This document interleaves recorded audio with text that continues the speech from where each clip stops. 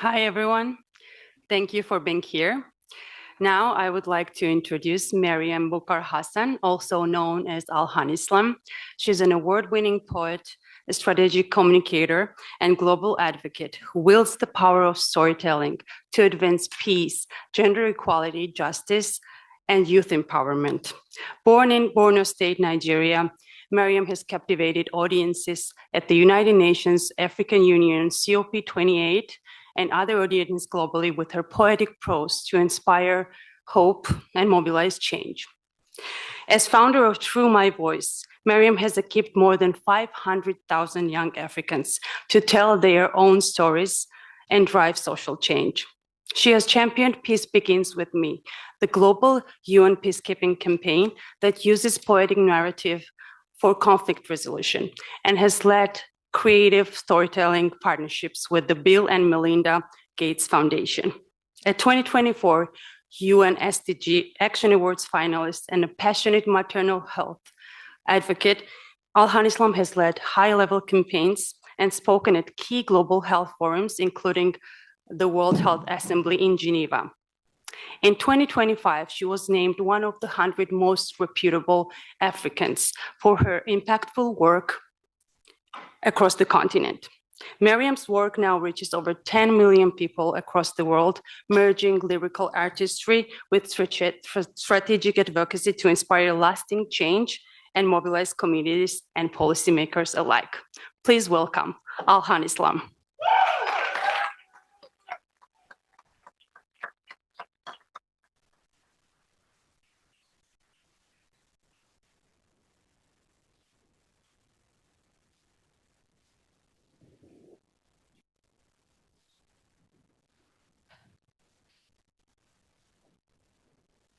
Good morning, everyone. I'm so happy to be here and seeing all your beautiful faces. I was born with a poem in my mouth, sketching the world whilst maintaining color. But the world handed me statistics, told me that inequality is a graph, and I've seen it in the eyes of the boy standing under a cracked billboard that reads, "Digital futures begin here," but he cannot log on. He's just selling SIM registrations and charging phones for a fee. I've been told that the world is so full of opportunities, but I say, only if your passport is stamped by peace, by privilege, by proximity. Where I come from, talent is currency. But the market does not recognize our faces. Dreams are overqualified for jobs available, and every young person is a thesis in survival economics. I have seen girls that speak 6 languages but silenced by location. Boys that build empires in code but cannot afford the device to realize their mission. We have ambition in abundance, but inequality wears a suit and gatekeeps the entrance. They do not teach us how to grieve the version of ourselves we had to bury in order to survive systems designed to exclude us. And peace is not a dove in the sky. It's a mother not having to choose between food and school fees. It's a youth not asked to trade dignity for documentation. It's the silence after the sound of a drone in a place that once sang. Oh, they call us the future. But the future does not come with health insurance. It doesn't knock on broken doors. Hell, it doesn't wait for the girl who missed school because peace was postponed in her village. But you know what? We are not waiting. Despite it all, even when the world calls us late, even when policy forgets our names, we, the undocumented miracles, are crafting possibilities out of what's left. Thank you very much.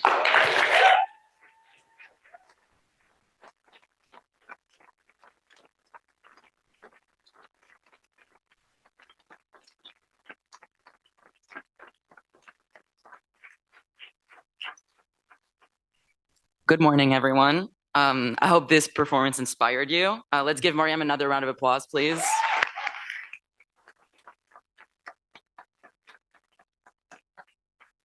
My name is Vic Callahan, and I'm the design lead for the summit this year. And as a young person who's working, doing creative work in the development field, I'm super thrilled to announce our next plenary session on how the youth is innovating in creative industries to drive economic resilience. So without further ado, let's welcome our panelists. And I wish you all a great second day at the World Bank Group Youth Summit 2025.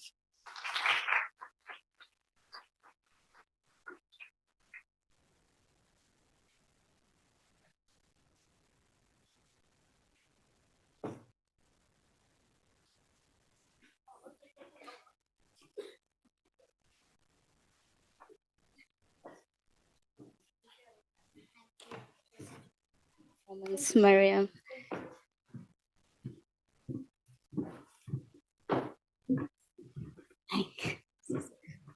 Yeah, yeah.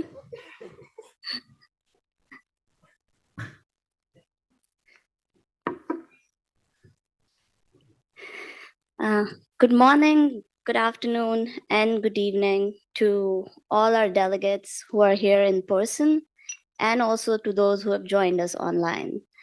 Let's start the day 2 of World Bank Group Youth Summit 2025 by talking about creative industries and the creative sector. It's a sector which generates $2.25 trillion annually and employs 30 million people globally, significantly impacting women and youth. But beyond its economic contributions, creative industries serves as a powerful tool for cultural expression, advocacy, and resilience in the face of global challenges.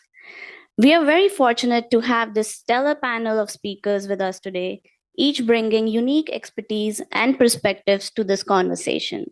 Let me start by introducing our Herman Kufre, who's our Global Manager of Digital Infrastructure Investments and Creative Industries at IFC.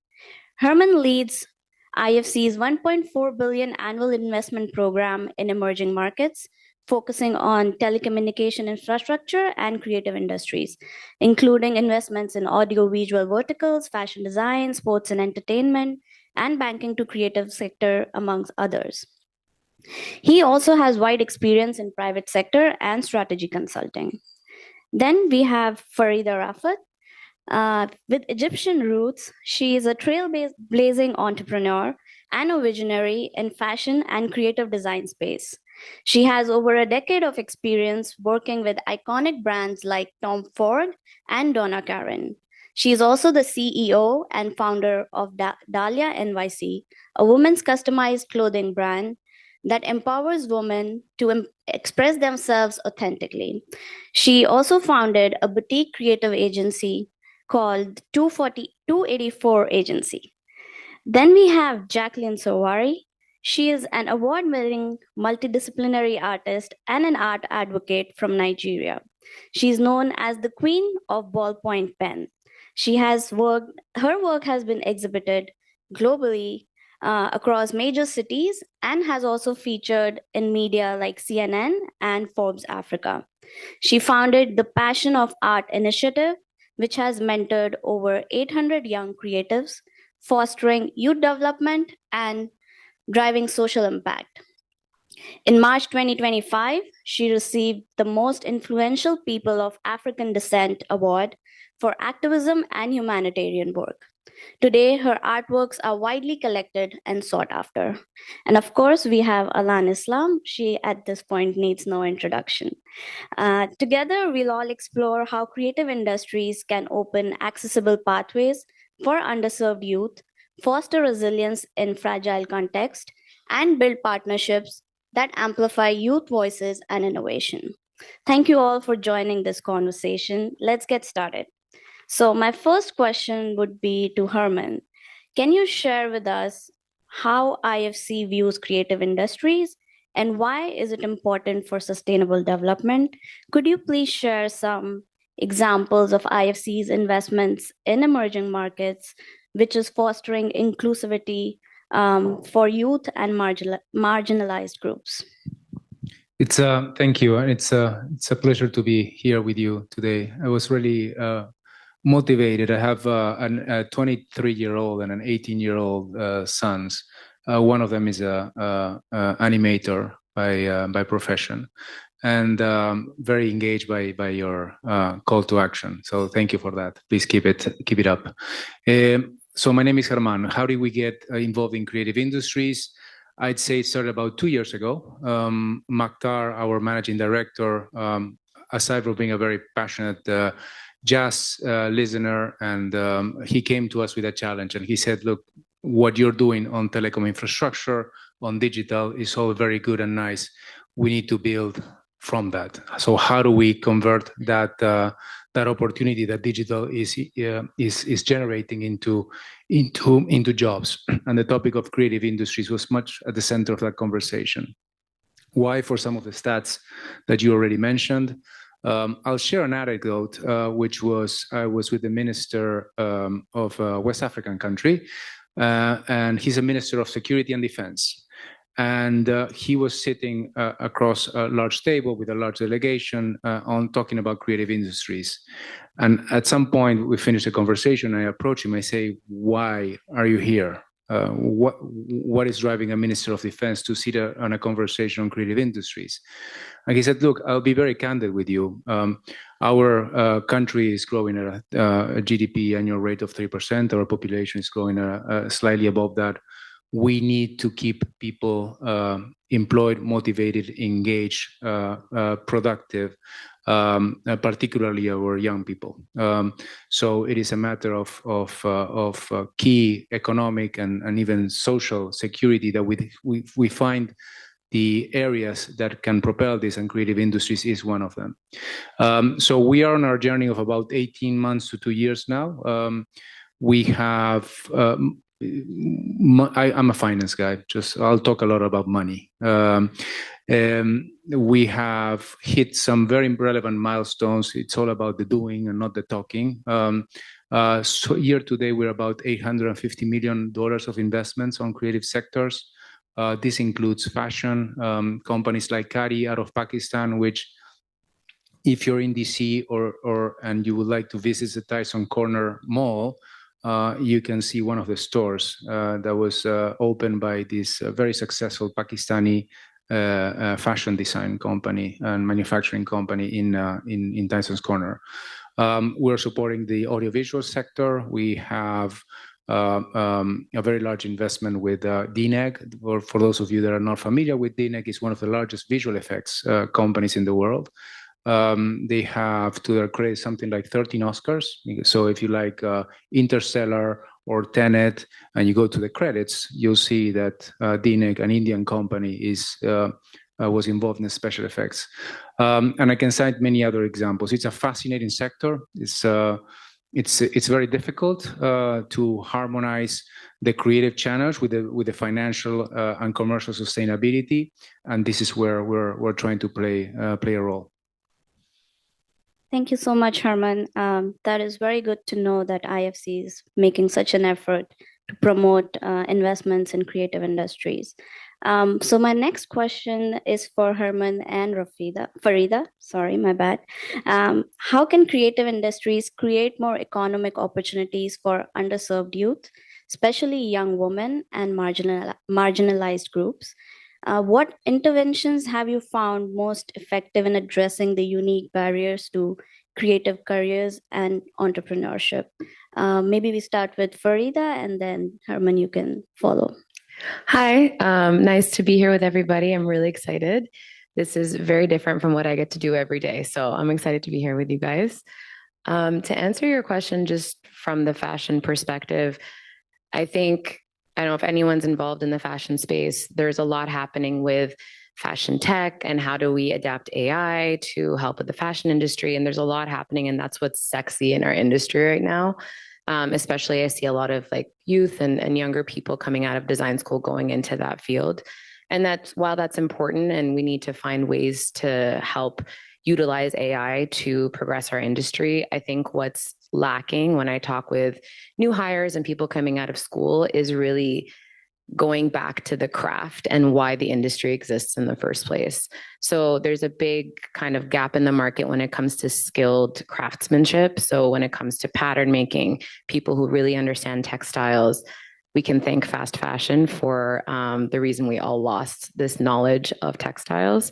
But I think for a way for youth, especially, to have an edge on my industry is really not going to this shiny tech AI space, but really if you want to stand out and make yourself different in a world where you're trying to look for a job, I really look for people who understand the craft of what they're involved in. So people who know how to make things, people who maybe have a creative edge on embroidery or a point of view on how clothes are made, a designer or someone who wants to get involved in design who has no idea how to make a garment, which you'll be surprised how many there are. They're beautiful drawings, but no idea how a garment's put together really doesn't help me much. So I think going back to the basics and focusing on what we've been doing for decades is really what I think that you should be focusing on right now. It's really going to be a lost skill.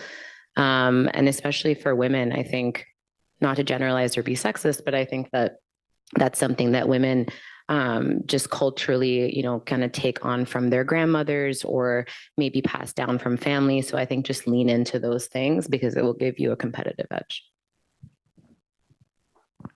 I'd say that for us, the premise of investing in established companies like the ones I mentioned earlier is the easy part. Where we are really struggling is how do we support the self-employed, how do we support the micro and small and medium enterprise. And we're struggling because one of our own constraints, we're a large institution, so we tend to work very efficiently with large institutions. It's very difficult for us to give loans or make investments in small enterprises. So we address those through intermediaries, through venture capital, through private equity, through commercial lending. And when they come to us and we tell them, look, you need to support more the creative sector, we're here to de-risk your investments. They come to us with, well, it's a sector that lacks in many respects professionalism. There's a high degree of informality. There's no security to our loans. So how can we do that? And this is where we're developing tools to minimize those risks. Countries that have critical mass like India, Nigeria, and so on, it's easier to support the ecosystem because there is business opportunity there. So then it's a matter of amplifying those opportunities.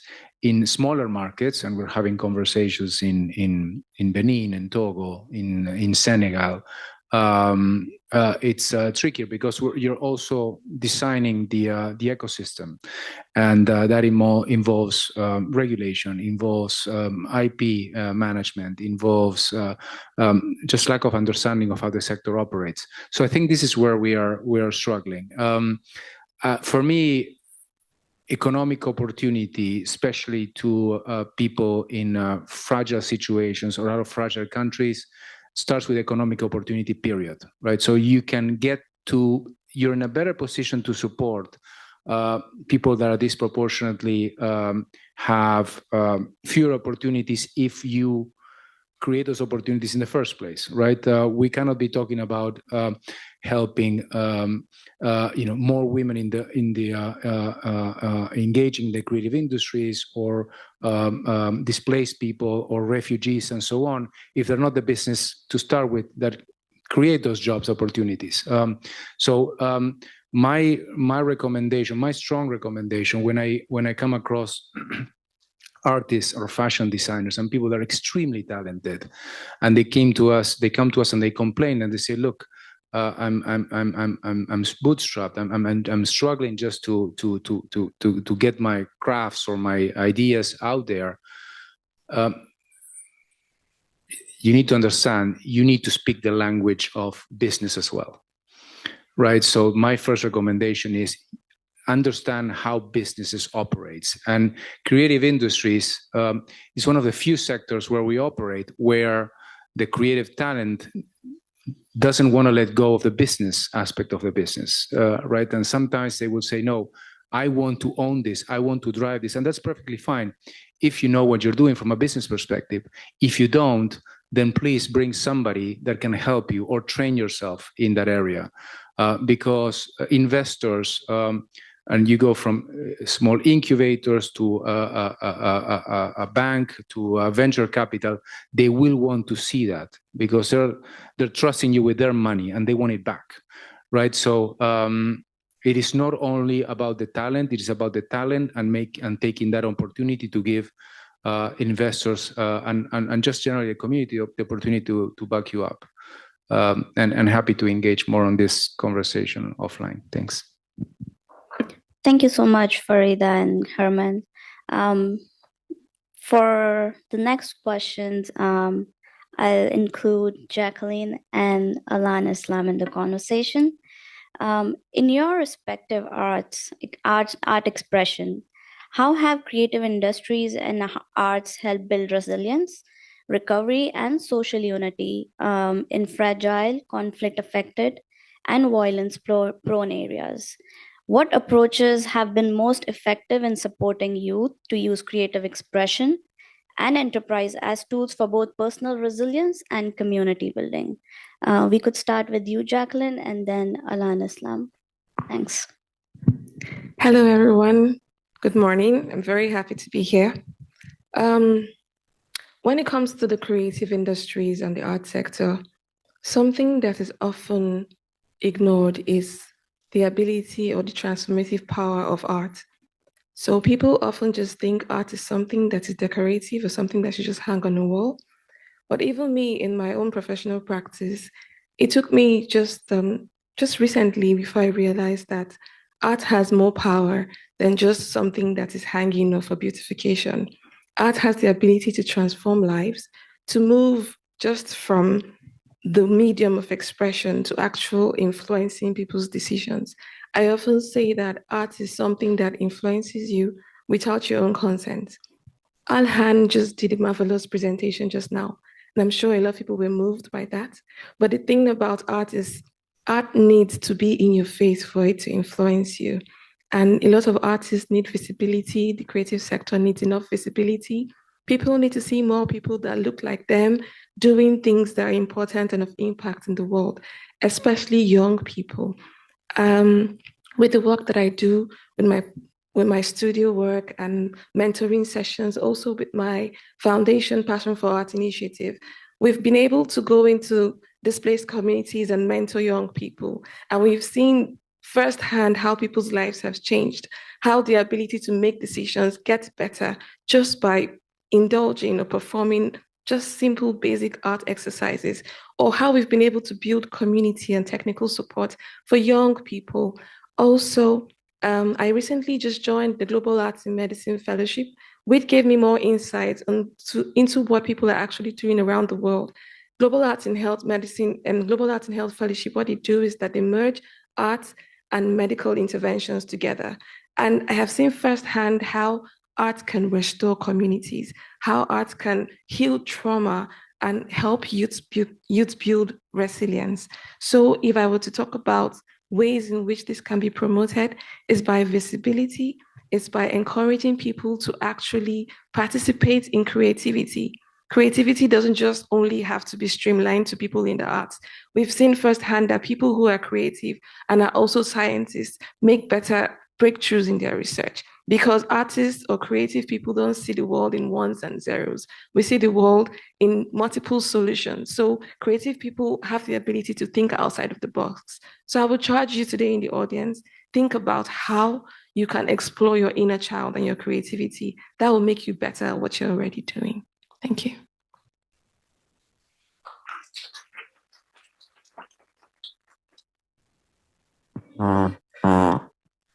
Hello, everyone. Hello again. Jacqueline, thank you for that. When we talk about, art as a form of, as a tool for recovery, or how it sort of influences conflict regions, for me, I would say that art is definitely a tool for healing and for transformation, as Jacqueline has said. But also, when we talk about recovery, I have seen it through the work that I do, which is also in designing campaigns and engaging these communities. I come from Borno State, which is also, drowning in conflict because of the Boko Haram and their resurgence now. And one of the things that we did during, for instance, the campaign that we did run on bringing back Nigerian students from Sudan, we partnered with change.org, my initiative Through My Voice. We partnered with change.org to actually run a poetry campaign in order to create awareness about what was happening. Because the Nigerian students were stuck in Sudan, and the government was not responding to evacuating them out of Sudan. And we had some of the students sending us DM on Instagram through the initiative on my page. And we tried to reach the minister, but he wasn't responding. And so in the community, we are about 563 people. And then we decided to run this campaign called Bring Back Nigerian Students from Sudan. And we also then collaborated with the students that were there in order to have real-time information about what was going on. And that went viral on social media. And we had a call. The foreign minister at the time, Sir Jeffrey Enyama, he reached out and he wanted to know what was happening, because the information he was getting was that the students were being evacuated. Now, because of that campaign, we were able to have that conversation with him, and he was able to hold people accountable. And to cut the long story short, we were able to get the students evacuated.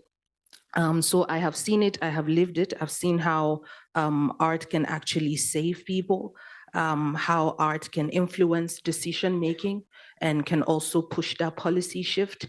And when we talk about then the most effective approaches that I have seen in my work, it lies in 3 interconnected strategies, one of which Jacqueline has already spoken about. One is storytelling for empowerment. The second is platforms for visibility. And the third is systems for support. Now, when we talk about storytelling for empowerment, what we've also been able to do with Through My Voice is creating safe spaces for young storytellers to actually articulate their realities, because it's in, the hardest part in, taking that journey to healing is actually talking about your truth and sharing. So we've been able to create that space. And what that does is it creates that emotional resilience. And in turn, not just the emotional resilience, but the process in itself also helps communities to hear themselves differently and to see themselves differently. The second point, which is also platforms for visibility, whether it is, giving young people the space to perform at global events, whether UNGA COP, or, even if it's grassroots engagement, like performing at workshops and helping people sort of simplify that complex truth through art for them to see themselves in that art. What we have seen when young people are actually celebrated or seen or heard is that they move into leadership. And when they move into leadership, then creative enterprise in itself then becomes not just a vehicle for survival, but that of innovation, of dignity, and of economic empowerment. And finally, when we talk about systems of support, like she said, mentorship, but also access to market, access to digital tools, to be seen, to be heard, and to also just shift that conversation from just heavy policy jargons to lived and visual experiences. So yeah, that's what I have to say. Thank you. Thank you so much for these insightful answers. Art has power and it can heal trauma. Thank you. My next question is again for both of you, Jacqueline and Mariam. How can art be used to promote a different and creative means of youth advocacy? I do know you've both talked about your initiatives, but would you have more to add to it in terms of how you can use it for advocacy? Okay, to that I will say, first, when personal stories are sort of translated into a we story, because there are a lot of people who are going through the same thing. And when we talk about using art for social change in itself, I like to advise and I like to say, use your personal story. What is your lived experience? How can that be visual? How can we, even integrate multimedia cross-pollination into the art so other people can, see their own story. So turning that personal story into a we story is definitely one. And secondly, like I stated earlier, moving from policy heavy jargons to actually, emotional evocative language is what can give that charge for you to want to take action. And again, I always say that a lot of times, people can question that can poetry really make a change? Poetry can sort of lead the way in making the change, but one of the most powerful things is that it can change the hearts of people, and then the people can then change the world.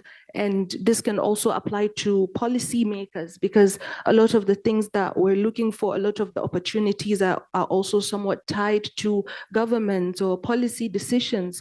And so that kind of interaction with art can actually solve that problem. Thank you. I'm just nodding my head because, yeah, I agree with all the points. So I would like to say that art should always be part of the conversation. It's very rare that you see that an organization like the World Bank Group would invite visual artists like myself to come and talk about stuff like this, which is very commendable, by the way. So I was speaking last year at a social norms conference, and I was invited to talk about, a lot of organizations were there and they were brainstorming on how to make the impact of social interventions in communities and undeserved areas more lasting. Because what they were finding was that when they would go to do campaigns in certain areas, once they leave and the resources they provided have been exhausted, the areas go back like they were never there. And I was brought in to talk about how we can use art as a tool to ensure that the campaigns move from just being campaigns to actual people's lifestyles. And I was talking about the fact that people often neglect the role of the artist or the creative when it comes to implementing policies, when it comes to implementing strategy. Art needs to be looked at as a strategy. For instance, how about, and Alhan has just said a lot of those kind of things, how about instead of telling people, don't practice domestic violence, don't practice certain social norms that are harmful to people, how about we orchestrate art festivals or events targeted at specific problems, and then we use different mediums of art. I, for one, am a multidisciplinary artist. I do short film, I do performance, I draw and I paint, I do poetry as well. How about we now utilize these forms of art and use them to provoke, just like Miriam said, provoke emotional responses. People cannot make decisions. People cannot influence change if they are not influenced themselves to think in that direction. I'm sure a lot of you came here to this panel discussion wondering, what does art have to do with the World Bank and this conversation? But I'm sure you think differently right now. The thing about art is that, like I said earlier, it influences you without your permission. How many people in this audience have heard a song before? You know you hated that song, but you know the lyrics of that song. That is the power of art. Art has that power. You can go to a community of people who are completely against the message you're trying to preach, but once you use different mediums of art and just subtly introduce those things into the community, you find that behavioral patterns begin to change because, like Mariam said, people begin to make decisions, and those decisions in turn influence policies or influence their ways of life. I think I've said enough. Thank you. No, I was just going to say that's so true, because what I always tell women also in my line of work is what you put on your body, and we live in a shallow world, so it's just true, but what you put on your body, and we've actually done a lot of scientific studies about this, really influences the way you're perceived. And within the first 3 seconds, that person you're talking to already made their mind up about you, whether it's conscious or unconscious. So really like taking, pride into what you're putting on your body is a vehicle to communicate to the world and to the people that you want to influence or whatever you want from that person. You're already talking to them before you open their mouth, which I'm assuming, it's the same thing with your art too. Like that's how you want to communicate with the world. You already all made up your minds about us before we get up on here based on what we're all wearing. So whether that's positive or negative, that already happened. So just kind of always keep that in mind when it comes to that art piece as well. Thank you so much for sharing these insights. It's a very interesting conversation that we're having. I, for one, am learning a lot. So my one more question, and this is for everyone on the panel. From your respective perspectives, whether it's multilateral investment, entrepreneurship, or as an artist, what are the remaining barriers for young people to innovate, create, and enter the young industries? How can respective organizations work together to remove these barriers for the young people? I'll let anyone start and then. I covered this on my last question, so I'm happy to go last. Thank you. Okay. I think just similar to what you actually said, I think it's very difficult as creatives. It's very rare that you kind of have right and left brain. So I think if you can partner or find people to do what you can't do and do it well, whether that's if you're an extreme creative and somebody else is really good at the numbers and they really like believe in your vision, then partner with that person. It doesn't mean anything negative about you if you're like, I just can't balance, profit and loss sheet and I don't want to do it. That's fine. So I think that one of the big barriers is just getting your business off the ground. I think, like you said, a lot of creatives are bootstrapped. They don't know how to kind of get started. Get advisors, get other people who know how to do what you don't know how to do. And second thing I would say is we have this magical vehicle. I don't have it with me right now, but the phone. That's such a tool for progress, and you can get virality, social media, like there's a whole ecosystem and world and access that you have to the world that people didn't have before. So spend time working on your personal brand, spend time with what your story is. Like you said, make it a we story. Spend time telling that. People really want authentic connections to businesses and companies, especially artistic ones that they didn't before. They want to know who's the founder, who's the artist, what do they stand for, what's their story, what do they do day to day. So I would say spend time kind of creating that story and creating your community digitally. And then, the prosperity and the progress of your business will come after that. Okay, so I think one of the things that are really lacking is information. People need to know the power of the arts sector and the creative economy. It's something that has been sleeping, people have been sleeping on this for a very long time.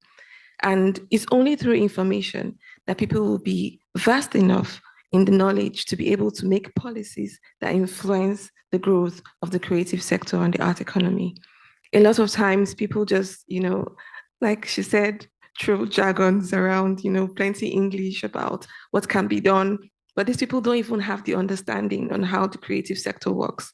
They don't have the understanding on what it actually means to participate in an economy or in building an economy that doesn't have government backing or support. Every creative that I know that I have met, or even myself, everybody started on their own without policies from government supporting them, but they're resilient. Creative people are very resilient. And if people in high levels of authority and people that can make and implement policy begin to realize that they can harness this for economic growth, I guess that I think that people would in the creative sector will benefit off of that, and the world at large. Secondly, visibility. I keep hammering on the importance of visibility because you cannot inspire people if they cannot see you. You cannot inspire people if they don't have access to you. Back in Nigeria, we have a lot of people that talk about Tolani, the photographer, that talk about Alhan, the poet, because they can see them.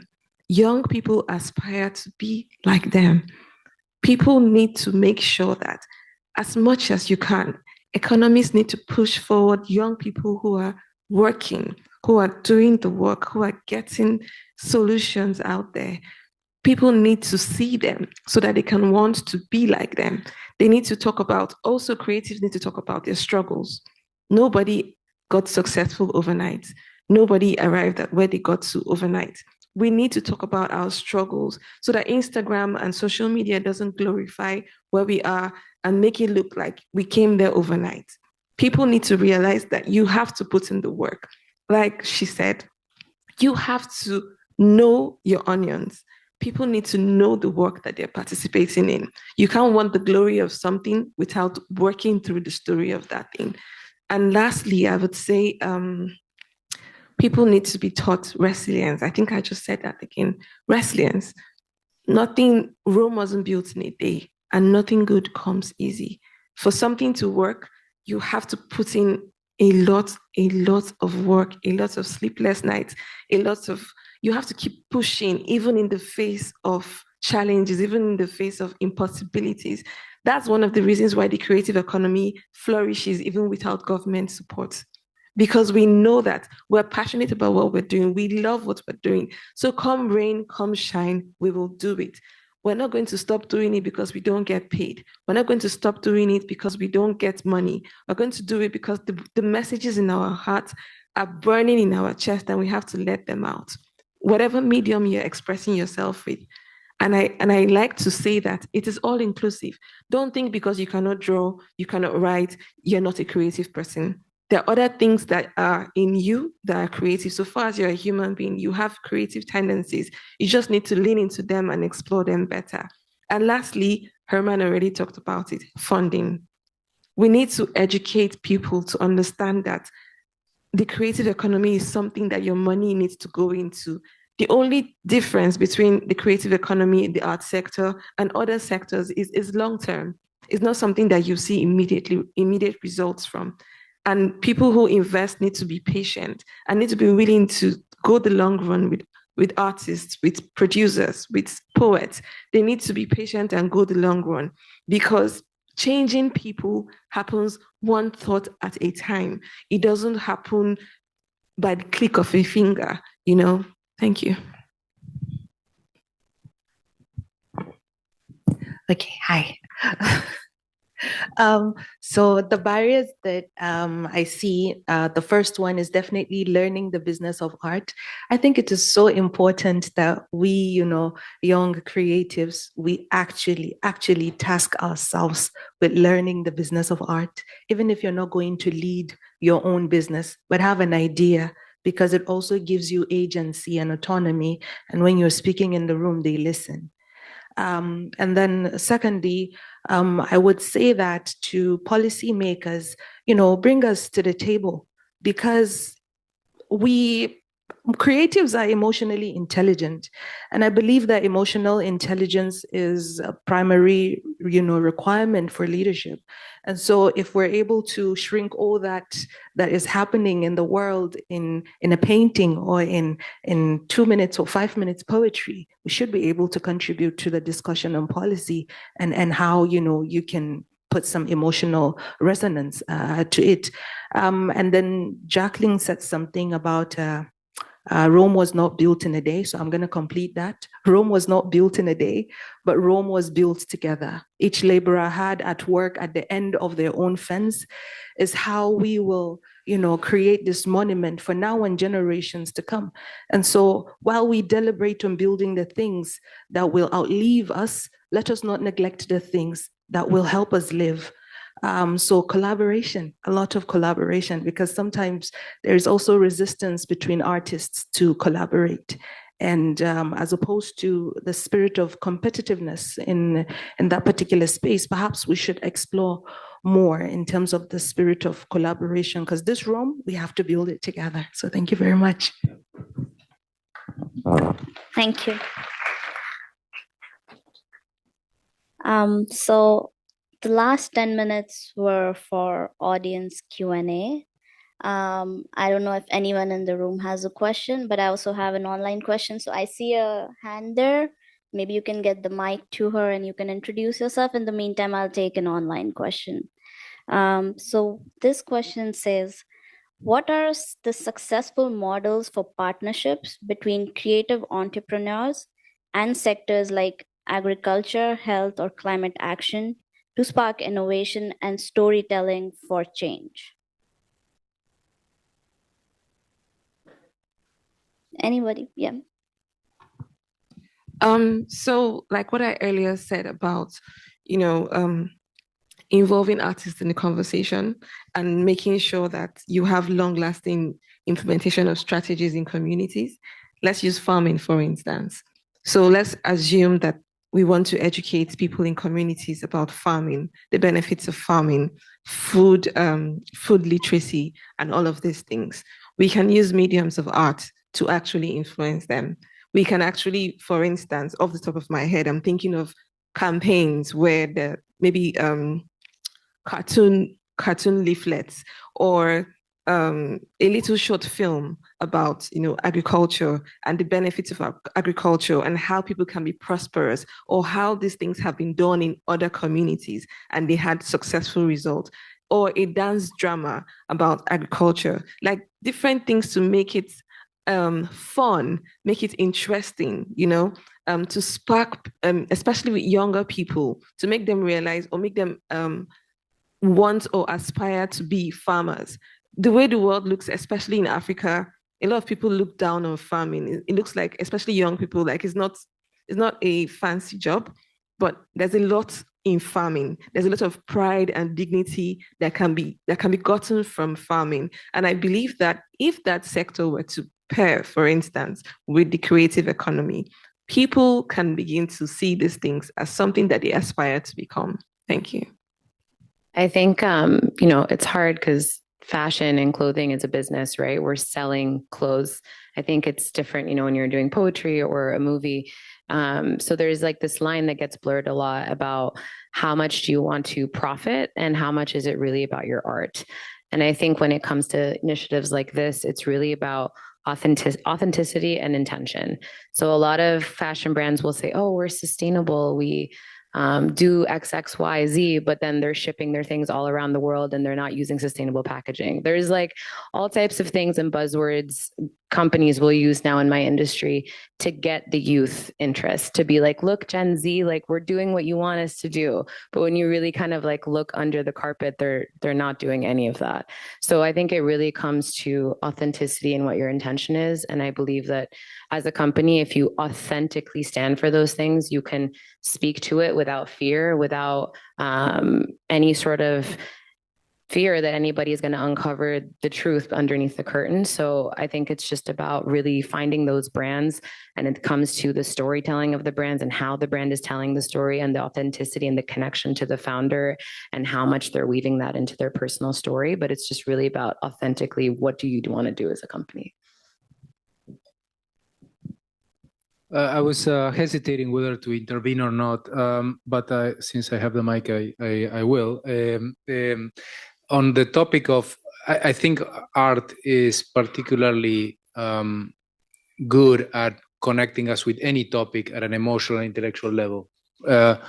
And on agri, the moment that the question was asked, something came to mind, which was an advertising, which I saw scrolling a year ago or so, maybe even more, which was probably like a 1 minute video that said it had different images of daily life, right? So people going to work, and then the farmer will wake up and feed the world. A doctor will be helping out, and then the farmer will wake up and feed the world. And through these intercalated messages of things happening and the constancy and the importance of you getting fed, as basic as that is, it really gave an appreciation for farming, no? So, and this is, I guess, a value of art. Yep. Thank you so much. And then we had an audience question. Please start with introducing yourself. Oh, hi, I'm Briti. I worked as a corporate debt investor for over a decade. So my question is for Herman. But before that, thank you all so much for sharing your experiences and thoughts today. I guess, I mean, I come from a for private investing background, so my brain is wired as such. So when I was listening you speak, I immediately thought of, valuations sound super hard in this space. So to that extent, my question is, how does IFC go about selecting projects that you want to fund in this space, and how do you measure success of those projects? Thank you. Well, we intervene at different stages, right? So we have through specific departments, we engage at the incubator stage, SME, venture capital. I'm just going through up the value chain, right? So from very early stage, if a company is or if an artist is not yet bankable, we help them put him in touch with people that can help him bring the project to a bankability stage. So that those are our incubator programs, SME ventures programs, and so on. Once they've reached institutional investor phase, then we typically put them in touch with the venture capitalists. We're the largest limited partner investor in emerging markets. So we invest through something like 350 funds, venture capital and private equity. So we inject capital through these funds. These funds themselves invest in companies that perhaps are too small for us, and we reserve the right to co-invest alongside them. And then we do this with private equity, and at some point in time, we invest directly. So the DNEX of the world, the CARI of the world, these are large established companies, and we provide direct lending, equity, and everything in between. Success is measured, and this is not just on creative. It doesn't apply only for the creative industries. We have a double bottom line. We need to make money, and we need to promote private sector development through the investments that we're making. So, in the case of a loan to a company like DNEG, it's about getting the loan back, but also have we achieved the metrics that we were set out to achieve in terms of employment outside of developed markets, right? So we wanted to support this company in India because we wanted to migrate people up the value chain to be more exposed to generative AI tools and everything that is impacting visual effects, right? So did we achieve this objective? And we measured actually how many people get involved, what type of skills that they have developed, and so on. If they have achieved, then thumbs up. If not, then we kind of failed in that dimension, no? And this is an iterative process, and different standards are set for different stages of the of where we invest at. Yeah. Thank you, everyone. I think we're right on time to finish the panel. So I'll try to summarize a few things I learned and thought left a mark on me, and hopefully rest of our delegates as well. First of all, bridging the gap between the business aspect and the creative industries and the creative personals. That's how we'll get more money flowing into the economies, which are maybe fragile, conflicted, and violence prone. To have their stories be heard, create platforms so that they can express themselves and find a way to heal through a community that supports them. Along with other things, there is a policy aspect to make policies easier to understand and to make them with the creative industries experts making the policies as well, instead of just the economist thinking about the people. Thank you so much, everyone. We really appreciated your time. I really enjoyed the session. I know all the delegates did too. All the clapping and hooting was definitely a sign of that. Hope you have a good day, and thank you, everyone. Thank you to the delegates online as well.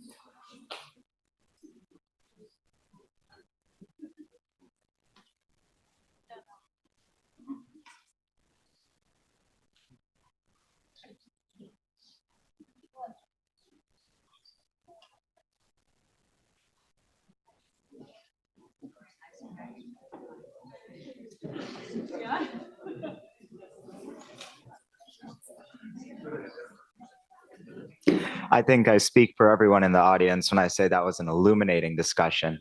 It's really interesting to see how creative industries aren't just expressions of identity and culture, but powerful forces for economic inclusion as well. Thanks to our panelists for reminding us that development isn't just about infrastructure, but also about imagination and creativity. Now, as someone who works in the World Bank Treasury, it is my honor to guide us to our next conversation. While the creative economy brings innovation to the surface, what happens behind the scenes can be just as interesting and transformative. The World Bank Treasury's capacity to leverage limited resources and also innovate and originate new development-based outcome instruments is an inspiration to multilateral development banks across the world. As we push forward, exploring options from blockchain to AI, the Treasury is changing how we manage millions, billions in development finance. It is my honor to welcome the World Bank's Treasurer and Vice President, Jorge Familiar, for a conversation on the transformation in the Treasury. Also joining us will be Marco Fayette, the Deputy Manager for the Youth Summit. Let's dive in.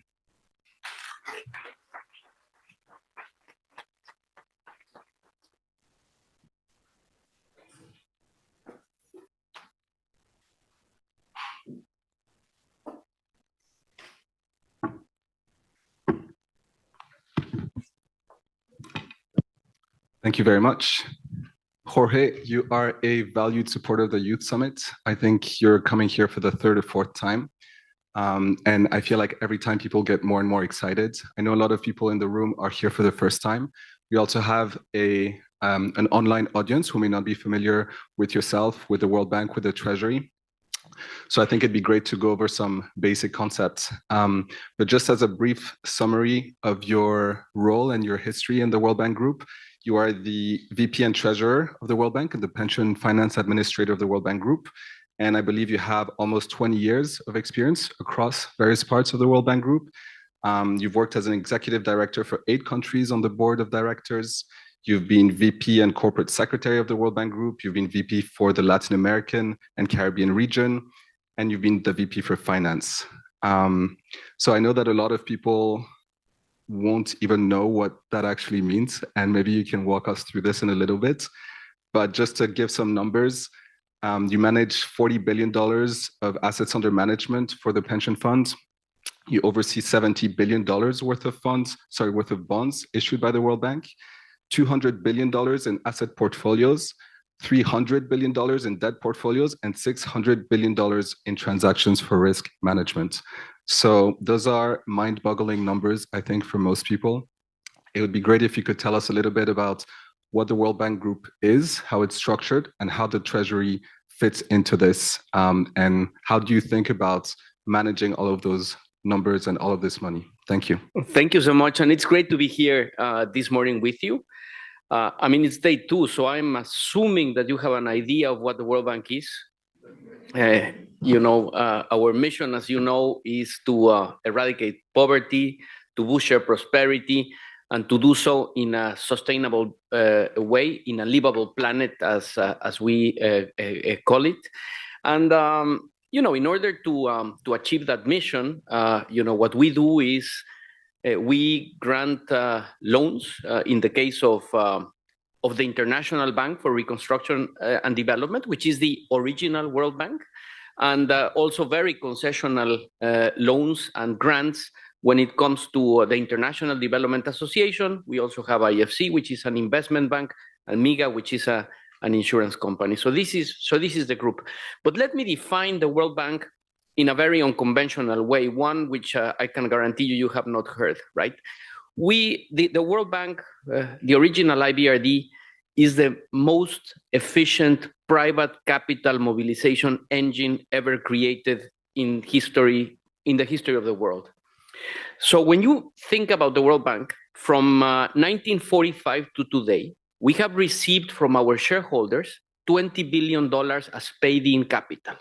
That is the amount of money that has come in from our shareholders. With that money, we have gone to financial markets, we have issued bonds, we have issued debt for $1 trillion. And we have given loans to emerging and developing countries for $830 billion throughout our history.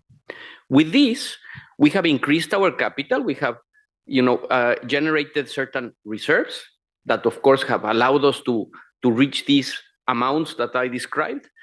And we have transferred, IBRD has transferred to AIDA $20 billion.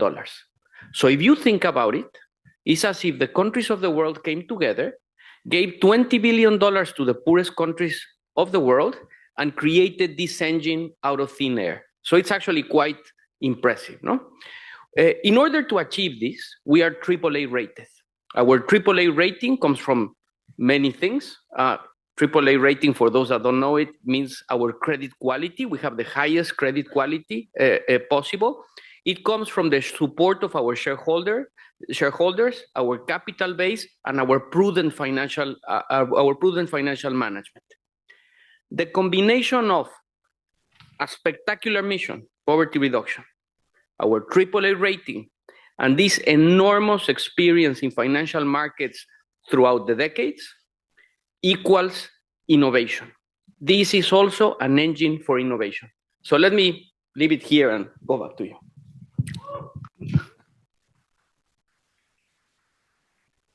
What an intro.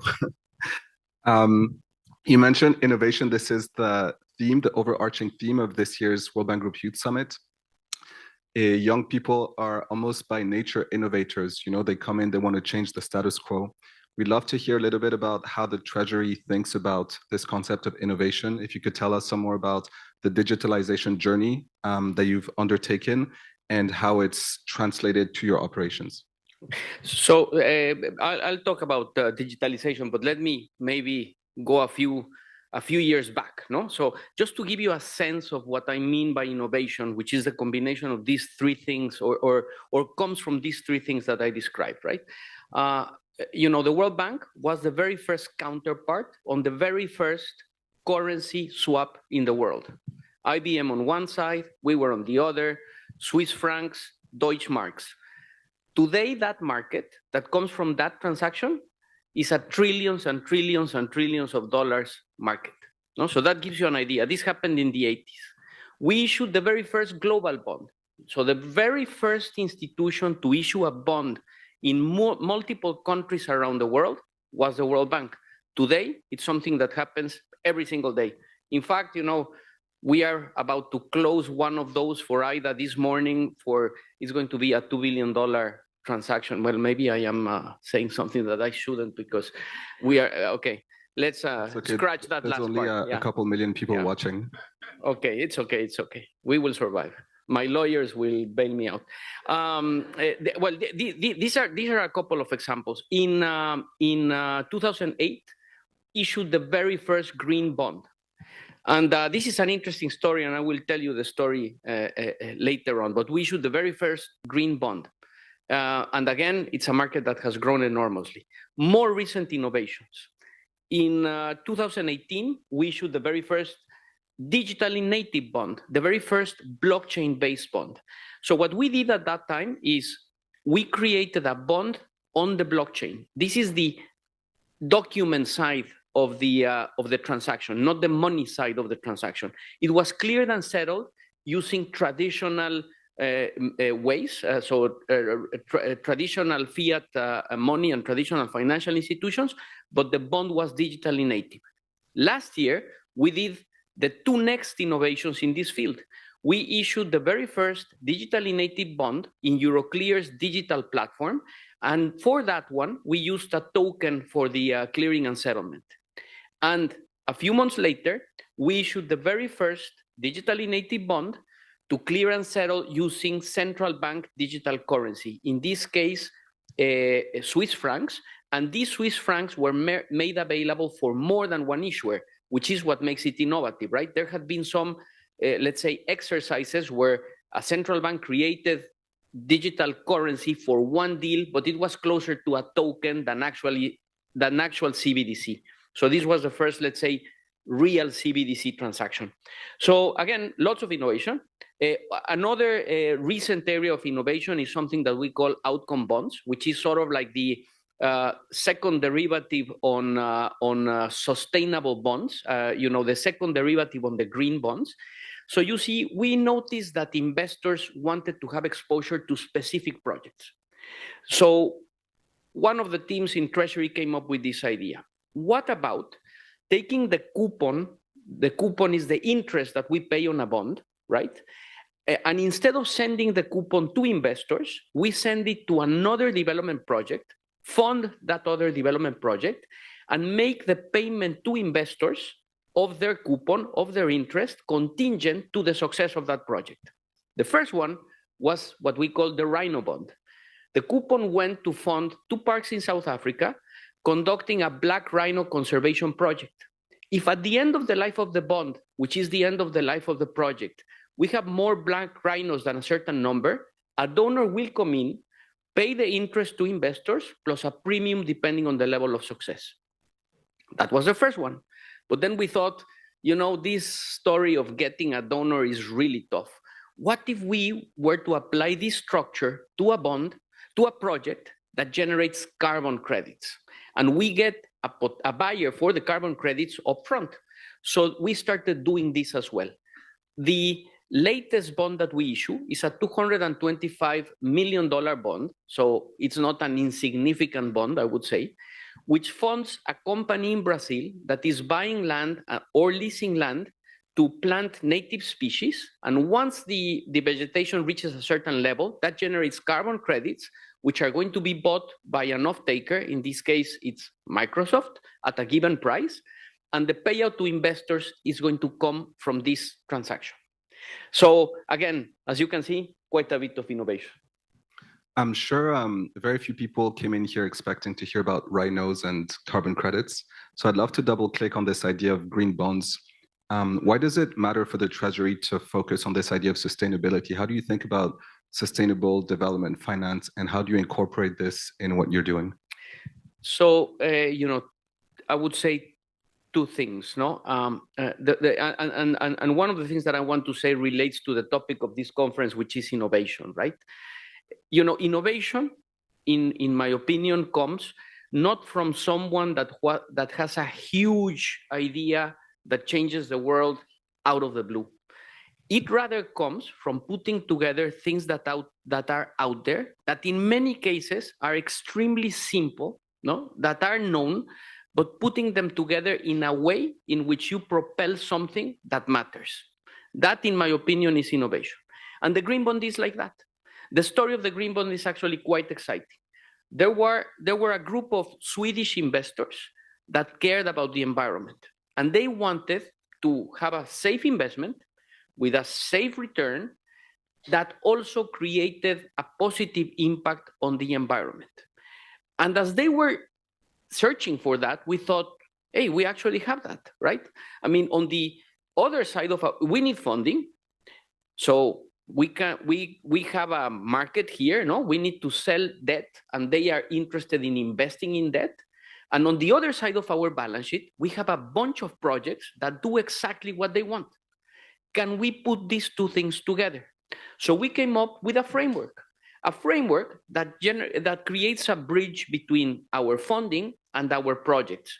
It's not ring fencing, but it's basically reporting. You gave me these resources. These are the things that we are delivering with your resources.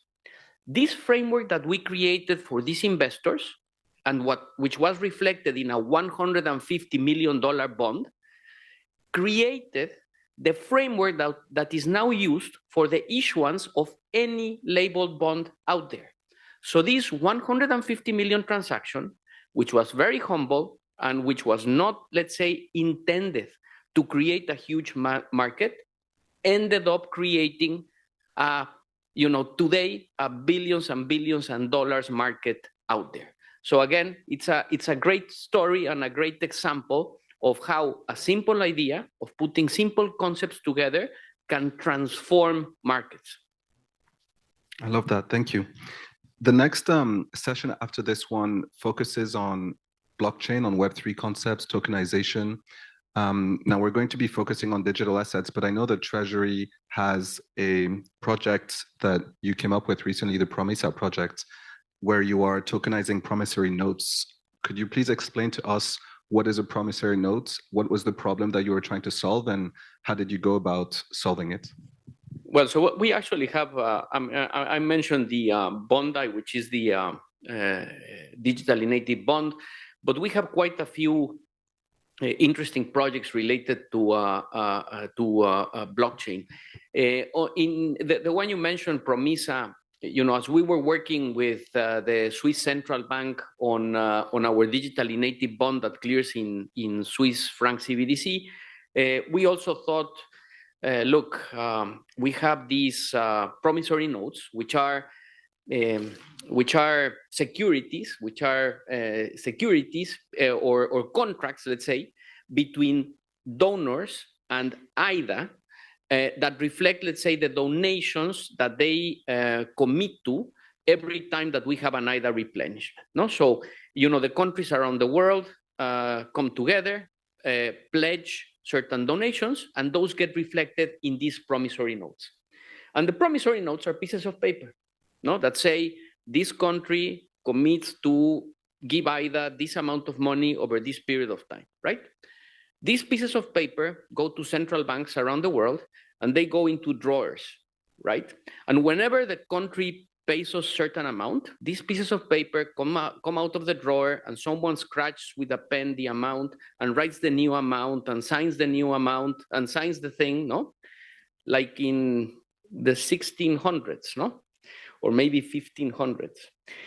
In fact, there's one case in which the drawer happens to be in one city, and whenever there is a payment, the promissory note comes out of the drawer, gets into a briefcase. It's transferred by train 140 kilometers. So, so the amount is scratched, signed, and whatever, and then it goes back.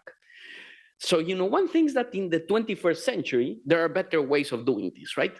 So we came up with the idea, why not use blockchain? Single source of truth, automatic. No one needs to worry if they forgot which drawer they put the thing on. No, so it's not a huge project because it's not a project that's going to, let's say, affect millions of investors, but it's an important project because of who the counterparts are, which are, again, a relevant global institution and central banks on the other side. So I do believe that this has potential to be catalytic.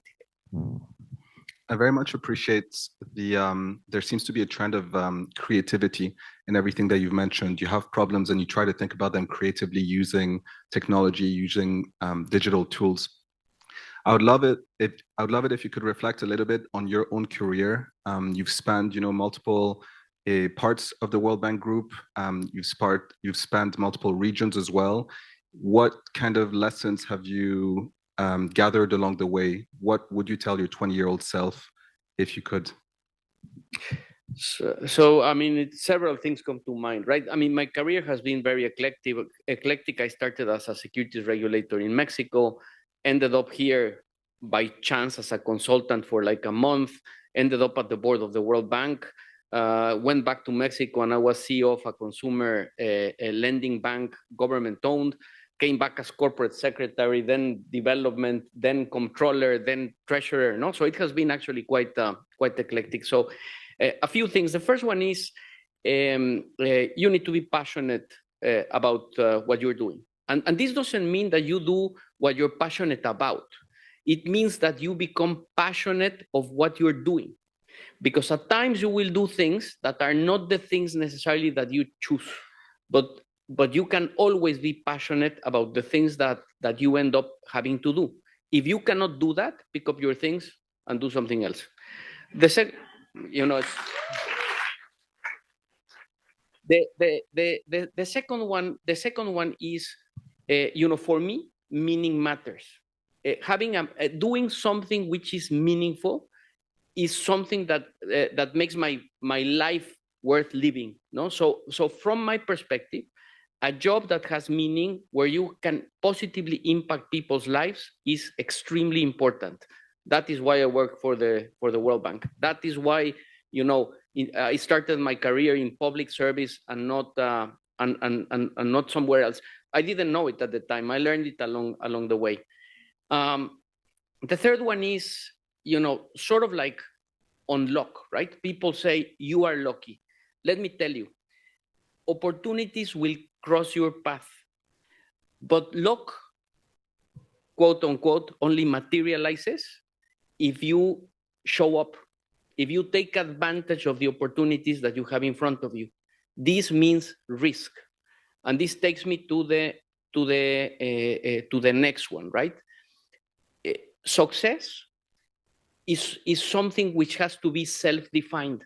It cannot be defined by others or by the expectations of a group or society. It has to be self-defined, and it is what meets your portfolio in terms of what you want to do and how you're going to feel happy.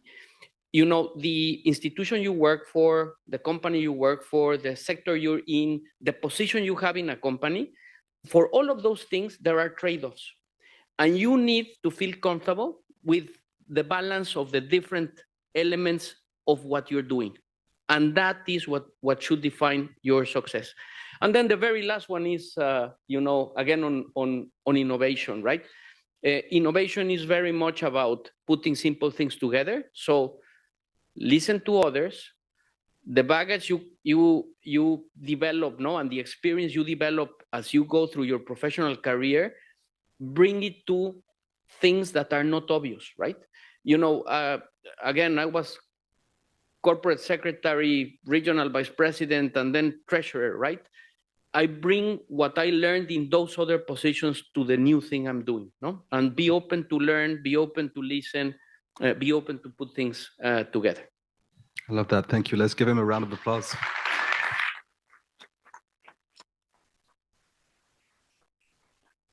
I think those will be particularly topical, especially because we have a whole career development session in the afternoon, including with a representation from the Treasury. So I'm sure that you've picked up a few people who will now show up for this. We're going to move on to Q&A. If anybody in the room has questions, I see some hands up. Shrey will get to pick them and a mic will come to you. Maybe we can start with one from our online audience. One person is asking how the World Bank is ensuring that digital finance innovations are inclusive and accessible to young people and entrepreneurs in underserved communities. How do you think about inclusion in your role as treasurer?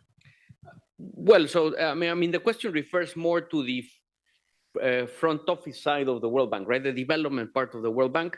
Digitalization, financial inclusion are key to development. No, so I mean, in terms of our development operations, it starts from creating the appropriate environment, the supporting countries in putting in place the appropriate regulation and the appropriate conditions for investments to take place, and for opportunities for financial inclusion to materialize. Right now, going to the Treasury front, right?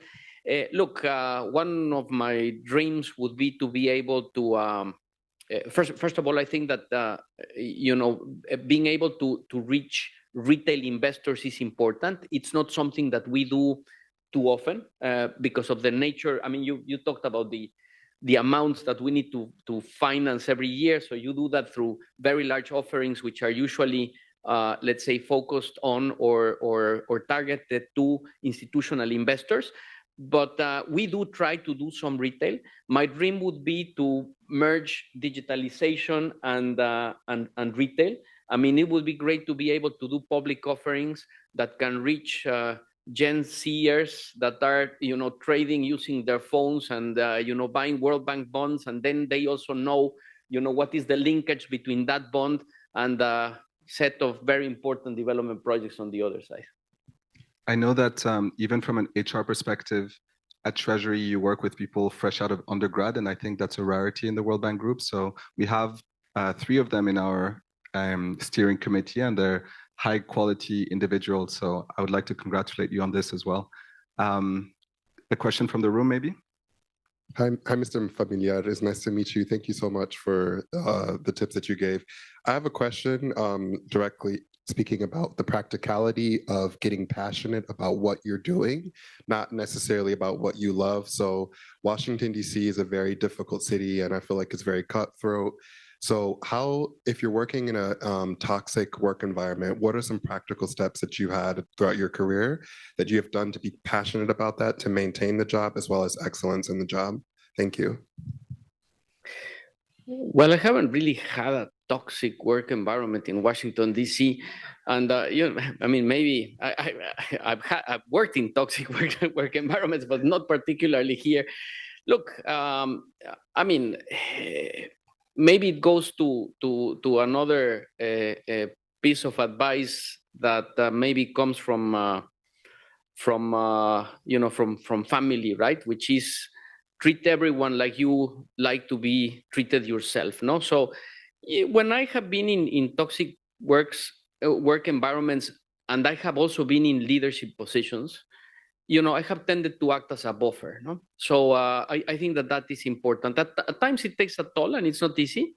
But being a buffer is important because the way in which teams excel is when you have the right conditions for people to speak freely, to exchange views, to say things. No, not all of the things that people share, not all of the questions that people ask are maybe meaningful or will be used or are the best. But if you create an environment where people don't feel safe sharing what they think or the ideas that they have, then you're missing out on a bunch of great pieces that can turn into the next big innovation that you're going to put together. No, so in this sense, one of the things that I have always tried to do when leading a team is creating the right environment for people to feel comfortable to share ideas, and always speak truth to power, right?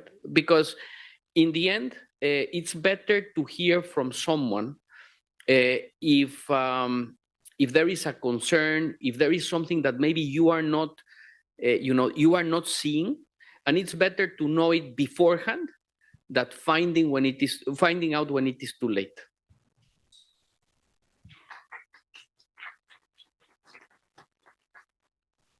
We have a question from the online audience about the kinds of profiles you're looking for to work with you at the Treasury.